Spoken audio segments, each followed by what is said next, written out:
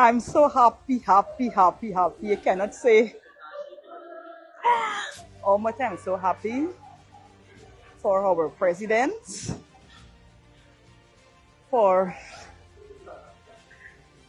promoting me to inspector after 30 years of service. Thank you. Thank you, Mr. President, and thank you.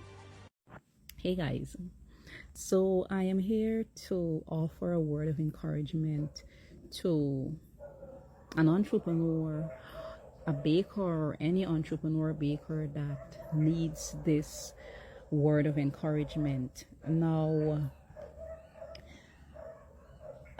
I am laughing, I am smiling because this is just me and my friends. They know me. They know that in situations, even in serious situations, they would say to me, girl, things for laugh, things for cry, sorry, you would laugh. But this is just me. However, today, a few years, about a year and change ago, close to 2 years, I invested in a commercial convection oven. And today of all these, this oven decided, you know what? I ain't gonna light up. I ain't gonna heat up for them. And at first, I started to panic. However, I always try my best in situations to find solutions to the problem. So I picked up my phone and I called my favorite technician, Mr. Lenny. Now, before I go further, if you are somebody in the baking field or the restaurant field, the restaurant industry, and you're having an issue with, or you're looking for a technician maybe to service your commercial equipment, give Mr. Lenny a call. He is reliable. He is somebody that listen, Mr. Lenny is my buyer. So I called Mr. Lenny. I explained to him what was happening. I also reached out to Justin in Trinidad from Cater Pro, because Cater Pro is a company that I sourced the oven from. Mr. Lenny came and he explained what was the issue. Now, we apart from our commercial convection oven, or commercial oven, the convection oven is our main oven. This is the oven that takes production a far away. So you could only imagine the amount of work, the amount of stuff that were backed up. So I decided one of the solutions to the problem, I am going to take some of the stuff at home and bake them. And that I did. So here I am sitting while I wait for our cheese scones and custard to come out of the oven, because about an hour ago I finished baking the puffs and the chocolate eclairs. And if you are a baker that deals with choux pastries, chicken puffs, chocolate eclairs, and these things, you know that temperature plays an important role in the process. So here I am sitting and I am actually praising God in this situation. And here is why I'm praising God, because when I started with the commercial, the regular oven at home, not a commercial oven, the regular oven, the regular 6-burner oven or stove with the oven to the bottom. That is what I started with.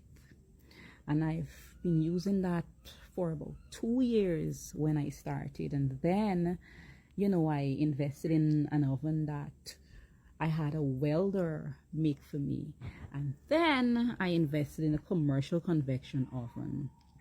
So now I'm back using the oven, the type of oven that I started with.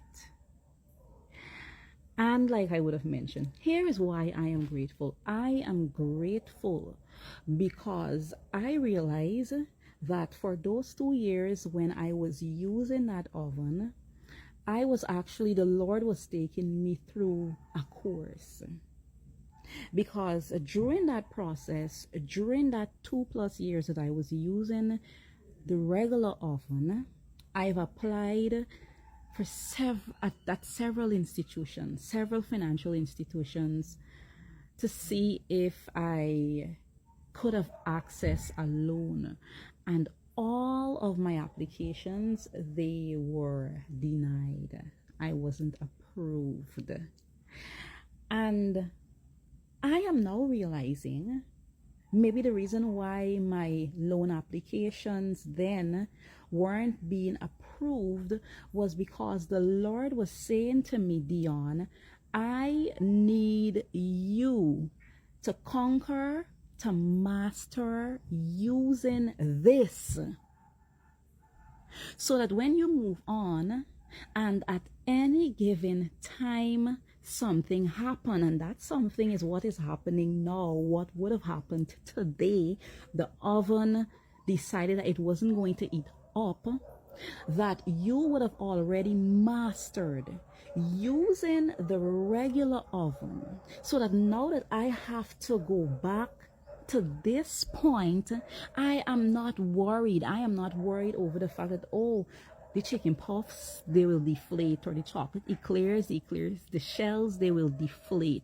Because during that 2 years, the Lord would have allowed me to perfect my craft using that oven.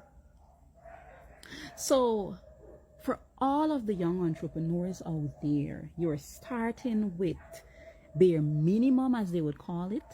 That is what they would call it. You're starting with your oven at home, or your oven in your mother kitchen, or your oven at your church. Because at one point, there were times when I would bake at church, the Sisters Church of the Nazarene. There was one point when I did bake in there. So the Lord, see it as a course, see it as the Lord is taking you through a course, so that at any given time you can go back to using that without being fearful. So work with what you have while having your eyes on the bigger picture. Maybe the bigger picture is a bigger oven. I remember there was a point when one of my the 20-quart mixer decided that it wasn't the lever. Something happened to the lever that was responsible for winding it up. The lever gave out, and I had 400 and something, I think about 400 to 500 in total between puffs and chocolate eclairs to get done. And everybody else had their tasks to get done. And if you worked with me, or you're working with me, one of the things that you know is that I don't like to inconvenience anybody. So the one mixer, the small 5-quart mixer, KitchenAid mixer, that was the only available mixer. And I utilized that one mixer to get all of my choux pastry, all of my puffs, and all of my chocolate eclairs done. And I was comfortable because of the fact that when I started with my one KitchenAid 5-quart mixer. And there were times when I had hundreds of choux pastries to make with that one mixer and one oven. So be grateful for what you have. Be grateful for the little what you have while working hard to get more. Be grateful, be thankful to the Lord for what you have. See it as I would usually say, trust the process.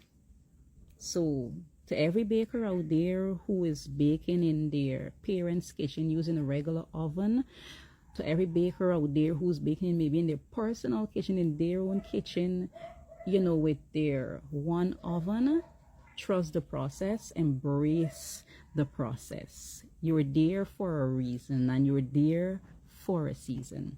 Thank God for that season, or for this season that you're in. See it as an educational journey, as a learning journey. So today I decide that they say got done. There's a dog named Coco. Coco move out because one day I did brooks and I didn't have the food that she does normally eat. And it's well, you know them fancy dogs eat them fancy things. I just go and buy a food at the Chinese and I bring and get she. And up to a day like today, it's like 3 days now she move out. Cause she watch the food, she watch me, and I never see she back. But I hear somebody tell me that she just saw me up in the street. So today, y'all come with me and drive. Let me go and look for Coco. Cause Coco disrespectful. Coco is past me. Even if you get a little problem, you gotta say where's your problem. You just can't move out and leave me. It's 8 years now. I get you. I get you since you was a little puppy. And you just move out. Wait, let me see. Let's see if I see the dog.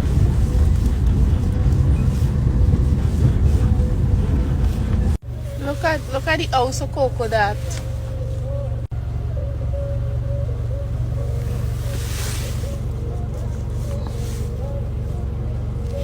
Yeah, look at the house. Where should they?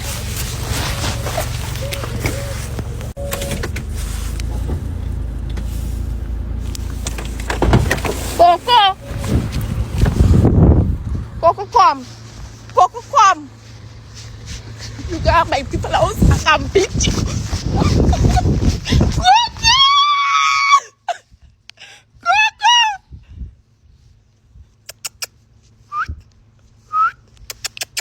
Come, Coco, come, boo boo, come!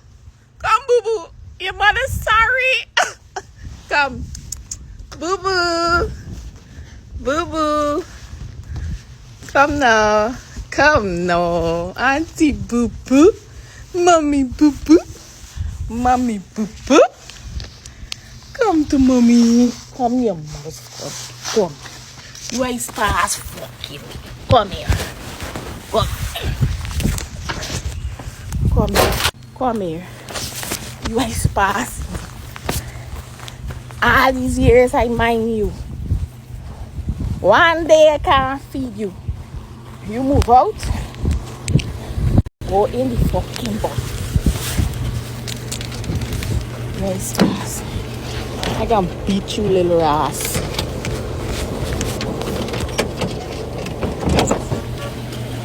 Go in. Stay in there. You ain't pass me, Coco. Look your condition. Look your condition. I just beg you, please, you move out 3 days, you can make them on. Shameless. That's how we living. This what we doing. This what we doing.